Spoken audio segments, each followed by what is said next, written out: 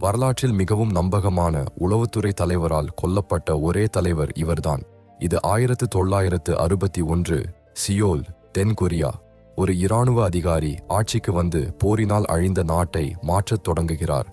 அவர் Samsung, Hyundai, LG நிறுவனங்களை உலக அளவில் வளர்க்கிறார். உதவி பெறும் நாட்டிலிருந்து தொழில்துறை வல்லரசாக மாற்றுகிறார். ஹான் நதியின் அதிசயம் என்று உலகம் பாராட்டுகிறது. அவர் KCA என்ற உளவுத்துறையை உருவாக்கி கிம் ஜே கியூவை தலைவராக நியமிக்கிறார். கிம்மை மகனைப் போல் நம்புகிறார். ஆனால் மாணவர் போராட்டங்கள் பெருகுகின்றன. அவரது ஆட்சி கடுமையாகிறது.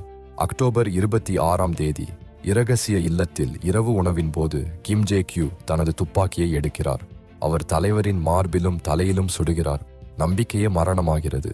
நவீன கொரியாவை கட்டிய தலைவர் பார்க் சங் ஹீ